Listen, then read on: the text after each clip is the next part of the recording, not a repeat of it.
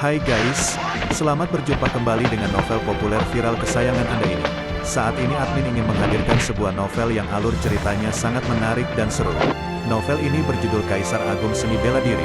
Sebelum mengikuti keseruan ceritanya, mohon bantuan kalian untuk subscribe, like, dan share video-video yang ada di channel ini. Selamat menikmati.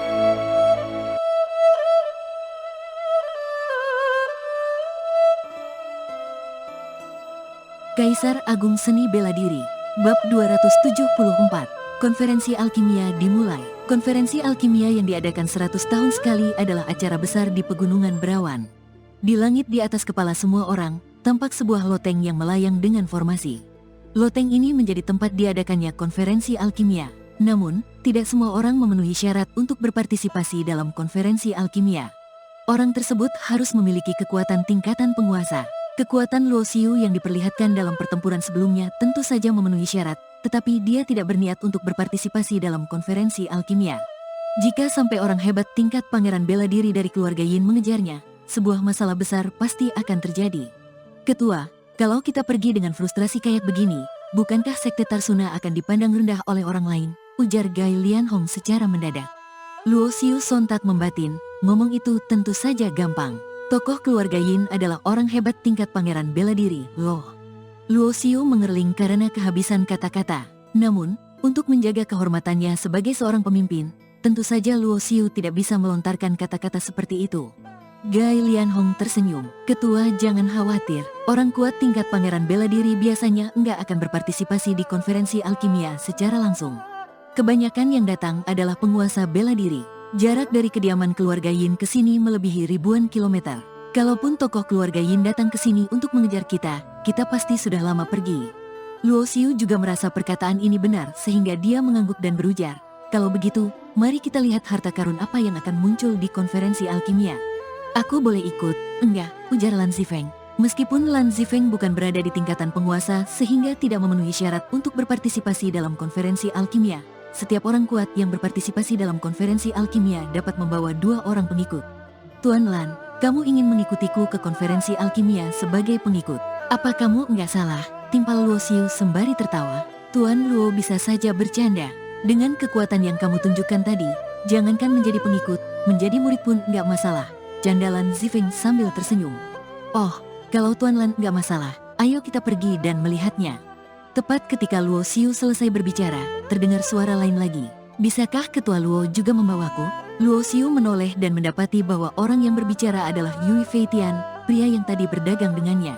Tuan Yui memiliki basis kultivasi penguasa bela diri. Kamu dapat langsung berpartisipasi dalam konferensi alkimia. Kenapa kamu sampai melakukan ini?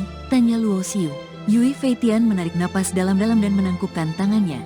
Kalau Ketua Luo enggak keberatan, aku ingin bergabung dengan sekte Tarsuna. Setelah itu, Yui Feitian menceritakan kisahnya. Ternyata, istrinya yang bernama Yin Lan adalah putri ketiga dari keluarga Yin. Keluarga Yin berpikir Yui Feitian hanyalah seorang kultivator independen yang lemah sehingga mereka tidak menyetujui hubungan Yin Lan bersamanya. Kemudian, terjadi beberapa konflik antara kedua belah pihak. Bidang eliksir Yin Lan rusak dan membutuhkan pil tenun gaib. Tetua keluarga Yin memiliki sebutir pil tenun gaib. Akan tetapi, dia meminta Yui Feitian menemukan 3 bunga sejati sebelum memberikan pil tenun gaib untuk menyembuhkan Yin Lan. Namun, Yui Feitian tahu betul bahwa ketika dia menemukan 3 bunga sejati, keluarga Yin mungkin akan menyerangnya balik. Saat ini, Yin Lan ditahan dan dikurung oleh keluarga Yin. Yui Feitian tidak bisa melawan keluarga Yin. Dia melihat Luo Xiu bisa membuat tetua keluarga Yin terluka parah dan membunuh 3 tetua penguasa bela diri. Jadi, Yui Feitian ingin menyelamatkan Yin Lan dengan meminta bantuan Luo Xiu. Setelah mendengar cerita Yui Feitian, Luo Xiu mengerutkan alis. Kalau kamu berniat melawan keluarga Yin dengan menggunakan sekte Tarsuna, aku cuman bisa minta maaf. Luo Xiu adalah orang yang berprinsip. Meskipun sekte Tarsuna sangat kekurangan ahli bela diri sekarang, dia lebih memilih untuk mempertahankan kondisi seperti ini daripada menerima orang yang memiliki motif pribadi. Yui Feitian tampaknya telah memprediksi hal ini sehingga dia buru-buru berkata, selama Ketua Luo bersedia membantuku menyelamatkan Yin Lan, aku bersedia ditanamkan kurungan jiwa oleh Tuan Luo. Aku enggak akan pernah mengkhianati sekte selamanya. Mendengar ini, Luo Xiu tak kuasa menahan tawa. Yui Feitian memiliki basis kultivasi level keempat penguasa bela diri. Mungkin, bagi sekte biasa lainnya, dia adalah ahli bela diri yang langka. Akan tetapi, bagi Sekte Tarsuna saat ini, Yui Feitian tidak dibutuhkan. Oleh karena itu, syarat yang diajukan Yui Feitian sama sekali tidak menarik bagi Luo Xiu. Luo Xiu menggelengkan kepalanya dan mengabaikan pria itu. Dia terbang ke loteng yang melayang di udara. Sesampainya di depan loteng, Luo Xiu menemukan formasi di sekitar loteng yang akan mendeteksi basis kultivasi kultivator seni bela diri. Jika orang itu bukan penguasa bela diri, dia akan diadang oleh formasi tirai cahaya dan tidak bisa masuk. Selain itu, jika ada orang kuat yang ingin membawa orang dengan basis kultivasi yang tidak memenuhi syarat, dia harus melindungi mereka dengan vital sejatinya agar lolos dari deteksi formasi. Ada juga persyaratan yang tinggi untuk basis kultivasi penguasa bela diri. Ini berarti, meskipun basis kultivasi seseorang telah mencapai tingkat penguasa bela diri, orang itu hanya bisa masuk sendiri tanpa membawa orang lain kalau kekuatannya tidak mencukupi. Prinsip formasi ini tidak rumit. Dengan pencapaian Luo Xiu sebagai master formasi peringkat ke-7, dia dapat melihatnya dengan jelas. Luo Xiu mengaktifkan kekuatan manik kegelapan dan meningkatkan vital sejati ke level ke-5 penguasa bela diri. Pada saat yang sama, aura Luo Xiu dilepaskan dan menyelimuti Lan Zifeng. Mereka langsung memasuki loteng tanpa halangan. Bagian dalam loteng sangat besar. Ada sekitar 20 kursi di sana. Ketika Luo Xiu masuk, dia melihat telah ada banyak orang yang duduk di kursi. Gai Lianhong dan Yui Feitian juga ikut masuk. Mereka berjalan di belakang Luo Xiu. Jelas, Yui Feitian tidak akan menyerah. Luo Xiu juga tidak berpendapat apapun terhadap tindakannya. Semua kursi membentuk lingkaran. Luo Xiu menemukan kursi kosong untuk duduk. Sementara itu, Gai Lianhong duduk di sebelahnya. Adapun Lan Zifeng dan Yui Feitian, mereka berdiri di belakangnya. Mereka yang memenuhi syarat untuk duduk di sini semuanya adalah penguasa bela diri. Di belakang beberapa penguasa bela diri lainnya, ada para pengikut yang berdiri. Para penguasa bela diri membawa mereka ke sini untuk memperluas wawasan mereka dan melihat suasana konferensi alkimia. Ada banyak kursi yang disiapkan oleh Sekte Murawa. Ketika semua orang yang wajib datang duduk di kursi, masih tersisa 2 atau 3 kursi kosong. Kursi kosong itu disiapkan untuk mencegah kondisi canggung, di mana pendatang baru tidak menemukan tempat duduk. Penguasa bela diri yang hadir di sini semua berasal dari berbagai kekuatan di pegunungan berawan. Keberadaan yang agung seperti tanah suci lautan awan tentu saja tidak akan menurunkan statusnya untuk berpartisipasi dalam konferensi alkimia yang diadakan oleh Sekte Murawa. Beberapa penguasa bela diri yang saling mengenal berkomunikasi satu sama lain dengan indera spiritual atau suara pelan. Tiba-tiba, seorang pria tua berdiri perlahan dari kursinya. Dia mengangkat tangannya dan melambaikan tangannya. Sebuah platform teratai dengan diameter sekitar setengah meter muncul. Pria tua mengangkat platform itu dengan vital sejati hingga membuatnya melayang di udara. Platform teratai itu berwarna hijau hingga tampak seperti terbuat dari batu giok. Di atasnya, ada patung giok Buddha yang duduk tegak dan membentuk mudra dengan tangannya.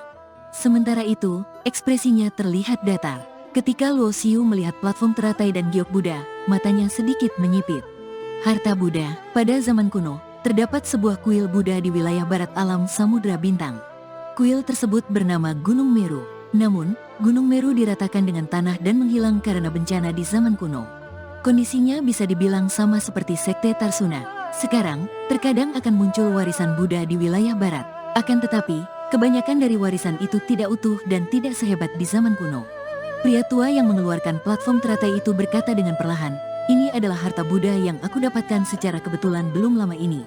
Ini berisi warisan Gunung Meru kuno. Sayangnya, aku enggak ditakdirkan dengan benda ini dan enggak bisa memahami misterinya. Jadi, aku akan menjual benda ini di konferensi alkimia hari ini dengan harga 100.000 batu vitalitas peringkat tinggi." Bagi penguasa bela diri, 100.000 batu vitalitas peringkat tinggi bukanlah jumlah yang sedikit. Meskipun penampilan platform ini terlihat cukup bagus, mereka masih tidak percaya bahwa itu adalah warisan Gunung Meru kuno. Seperti yang diketahui semua orang, warisan Gunung Meru kuno telah terputus selama puluhan ribu tahun. Jika benar-benar mengandung rahasia besar warisan, benda ini tidak akan muncul dalam pertemuan kecil seperti konferensi alkimia ini. Enggak ada yang bisa pastiin apa ada warisan atau enggak di benda ini. Harga sebesar 100.000 batu vitalitas peringkat tinggi itu terlalu mahal, ujar seseorang. Pria tua itu menggelengkan kepalanya dan berkata, harganya enggak boleh kurang dari 100.000 batu vitalitas peringkat tinggi. Kalau enggak ada yang mau, aku akan menyimpannya sendiri. Apa ada efek lain dari platform ini? Tanya seseorang.